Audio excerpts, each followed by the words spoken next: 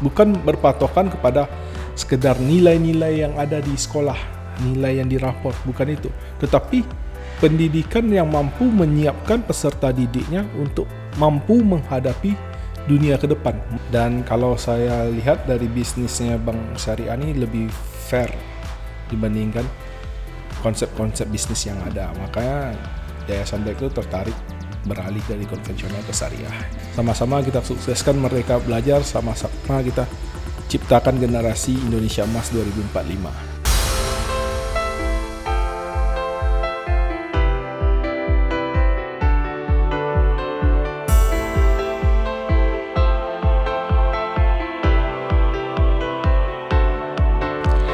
Assalamualaikum warahmatullahi wabarakatuh. Halo pemirsa podcast Pojok Literasi Syariah bersama Bang Nagari dimanapun Anda berada. Jumpa lagi bersama saya Kori Awera. Nah tentunya pada kesempatan kali ini Kori nggak sendirian nih pemirsa. Tentunya Kori bakalan ditemenin sama narasumber kita yang cocok banget sama tema episode kali ini, yaitu pendidikan sebagai pijakan peradaban. Nah langsung aja kita sapa narasumber kita, yaitu Bapak Prawira Salim. Halo Pak Wira, selamat datang. Ya, gimana kasih. Kabarnya? Sehat? Sehat? Sehat. Nah, Pak Wira ini ya pemirsa merupakan Ketua Yayasan Dedikasi Edukasi Khalifa atau yang biasa kita kenal yaitu Yayasan DEK. Jadi Pak Prawira Salim ini merupakan Ketua Yayasan DEK. Nah langsung aja ya Pak Wira ya. Yayasan Dedikasi Edukasi Khalifa atau yang biasa dikenal sebagai DEK ya. Ini merupakan salah satu sekolah unggulan yang menyajikan fasilitas pembelajaran yang keren banget nih di Kota Padang. Mulai dari TK, SD, SMP sampai ke SMA dan SMK, DEK punya ya Pak Wira ya. Nah, gimana sih perkembangan dari awal berdirinya yayasan ini sampai sekarang, bisa diceritakan Pak Wira? Oke. Yayasan DEK sendiri berdiri di tahun 1996. Itu kita mulai dari TK dulu. Awal pendiriannya ini disebabkan karena kegalauan founding father kita terhadap dunia pendidikan, di mana pada saat itu teknologi mulai masuk ke zona perkembangan zaman, itu mana komputer mulai ada. Kita lihat pada tahun 1996 itu sekolah masih sekolah konvensional, anak bawa buku segala macam ke sekolah. Di situ founding father kita mendirikan DEK dengan harapan DEK bisa menjadi tolak ukur dunia pendidikan di Kota Padang dengan menekankan di bidang teknologi. Pada saat itu tahun 96 anak TK kita sudah belajar komputer. Dan belajar bahasa Inggris sebagai bahasa wajib yang harus mereka pelajari di sekolah. 1 tahun setelah itu didirikanlah SD DEK. SD DEK didirikan dengan jumlah murid awal itu 13 orang. SD DEK berdiri 6 tahun berikutnya, kita harap itu ujian nasional pertama DEK. Kita harap kita cuma masuk 10 besar. Ternyata pada saat ujian nasional pertama itu SD DEK peringkat 1 Kota Padang. Wah keren ya Pak ya. Jadi kita merasa DEK ini sudah di track yang benar.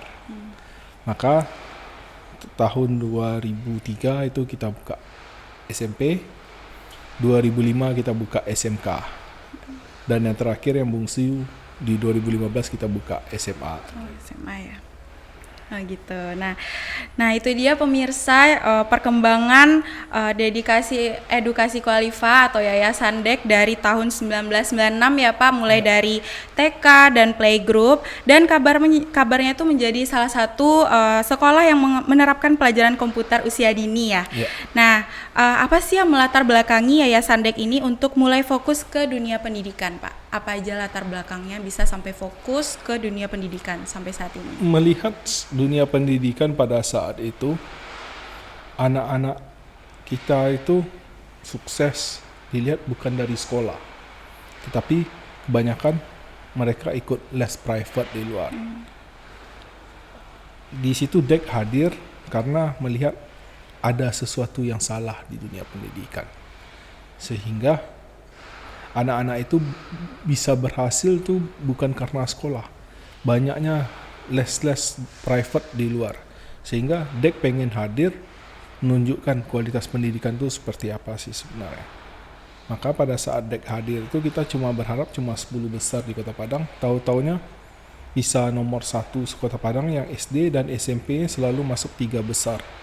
Berarti kita melihat selama ini sekolah-sekolah yang ada kualitasnya perlu ada perubahan-perubahan, peningkatan-peningkatan.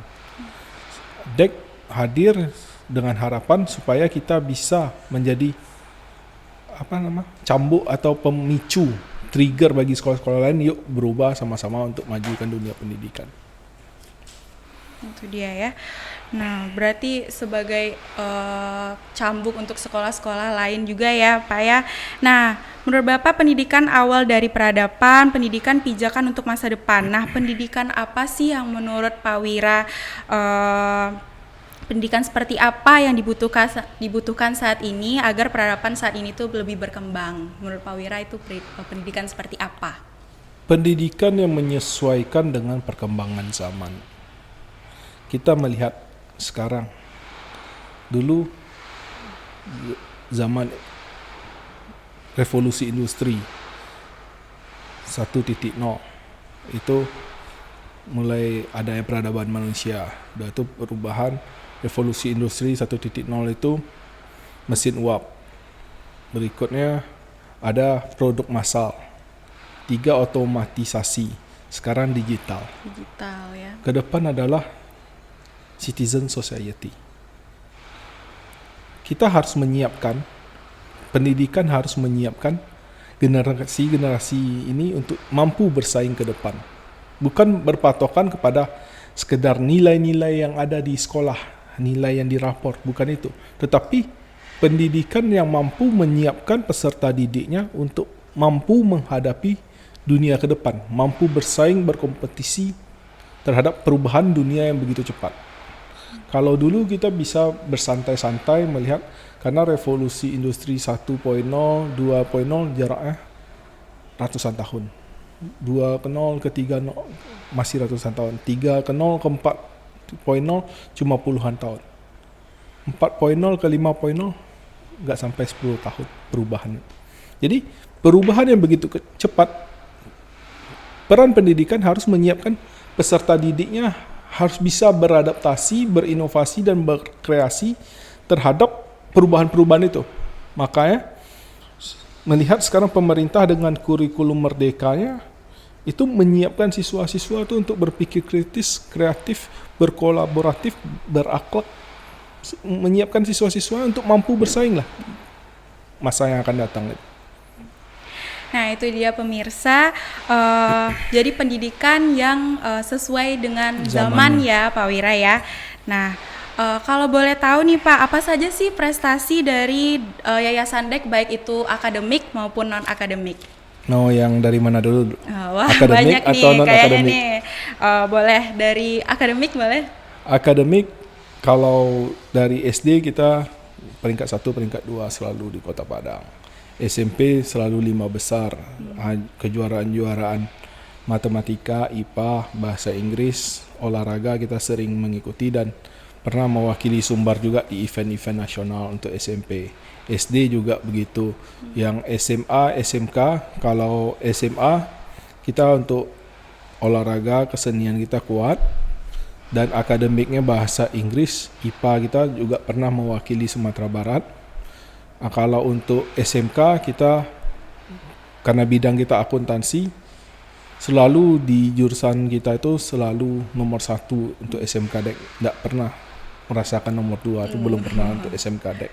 Dan kalau lomba-lomba yang diadakan oleh universitas-universitas, itu biasanya kita juaranya itu bukan 1 trofi atau 2 trofi, bisa 5 trofi sekali banyak lomba. Ya, Pak, bawa. Ya. Setiap kali lomba tuh diperebutkan 6 atau 7 trofi, 5 sudah kejet. Waduh, banyak semua. Ya. Keren ya, banget ya. Kalau untuk SMK ya. Untuk non akademiknya udah ya. Non akademiknya kita untuk kesenian bisa dibilang terbaik lah, karena kemarin waktu OSN Olimpiade Sains Nasional yang di Sumatera Barat di Kota Padang diadakan pembukaannya itu DEK.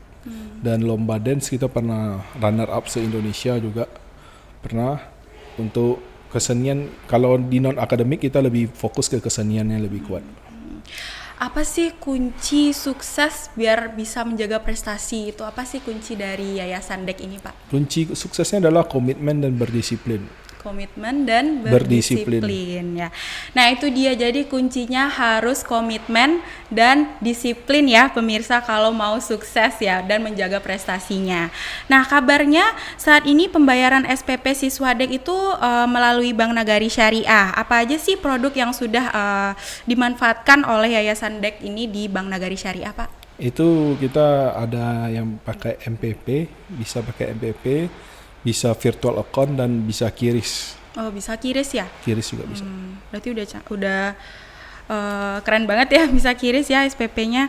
Nah, menurut Pak Wira, apa sih kelebihan yang dimiliki oleh Bank Syariah ini?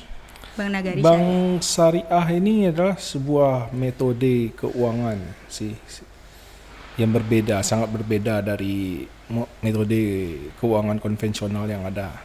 Dan kalau saya lihat dari bisnisnya Bank Syariah ini lebih fair dibandingkan konsep-konsep bisnis yang ada. Makanya Yayasan DEK itu tertarik beralih dari konvensional ke syariah. Nah, pada Bank Syariah ini ada satu prinsip yang dijalankan, yaitu universal atau terbuka ya Pak ya. Nah, bagi Pak Wira, yang Pak Wira jalankan saat ini, apakah Pak Wira setuju dengan prinsip Bank Syariah ini? Sangat setuju sekali. Sangat Kalau setuju tidak sekali. setuju pasti saya tidak gabung di Bank Nagari Syariah. Setuju ya. Oke. Pak Wira dikenal juga sebagai salah satu pakar pendidikan ya di Sumatera Barat. Nah, kegiatan podcast yang kita laksanakan saat ini adalah salah satu media untuk meningkatkan edukasi dan literasi syariah di masyarakat. Bagaimana pendapat Bapak? Ini sebenarnya sebuah ajang untuk kampanyekan perbankan syariah di Sumatera Barat. Dari dulu kita mendengar dari pemerintah pengen konversi Bank Nagari ke Bank Nagari Syariah, sampai sekarang masih belum. Podcast seperti inilah kita manfaatkan untuk mengedukasi masyarakat. Apa sih keunggulan dari Bank Syariah itu? Ya, kalaupun Bank Nagarinya belum bisa dikonversi, Bank Nagari Syariahnya harus lebih berkembang. Oke. Nah, apa sih pesan-pesan khusus dari Pak Wira kepada masyarakat terkait Bank Syariah? Untuk masyarakat, yuk kita menabung di Bank Nagari Syariah. Bank Nagari Syariah ini bukan bank orang lain, banknya orang awak. Dengan konsep syariah itu tidak jauh, tidak berbeda dengan falsafah Minang, adat bahasa di syarat bahasa di kita pula. Makanya saya mengharapkan masyarakat yang mendengar podcast ini, yuk sama-sama kita menabung, mengembangkan bisnis kita bersama-sama dengan Bank Nagari Syariah. Oke, ya. Nah, terakhir nih Pak, kami minta pesan khusus dari Bapak bagi dunia pendidikan di tanah air. Gimana Pak? Pesan khusus dari Bapak. Untuk dunia pendidikan, ke depan tantangan makin berat untuk anak didik kita. Mari kita bersama-sama bergandengan tangan wujudkan Indonesia Emas di 2045 melalui program Merdeka Belajar. Sama-sama kita sukseskan Merdeka Belajar, sama-sama kita ciptakan generasi Indonesia Emas 2045. Oke. Nah, itu dia. Akhirnya kita sampai di penghujung acara ya pemirsa. Tentunya Kori mau mengucapkan terima kasih yang sebesar-besarnya kepada Pak Wira yang telah mau membagikan ilmu dan membagikan pengalamannya kepada kita semua dan juga masyarakat yang ada di rumah. Tentunya Kori juga mau berterima kasih kepada masyarakat yang udah mau menonton dari awal perbincangan kita sampai akhir ini. Jangan lupa di like, komen, dan subscribe channel podcast Pojok Literasi Syariah agar literasi syariah ini bisa bermanfaat di seluruh masyarakat di Indonesia. Nah, sampai jumpa lagi di episode selanjutnya. Saya Kori Awera pamit undur diri. Assalamualaikum warahmatullahi wabarakatuh.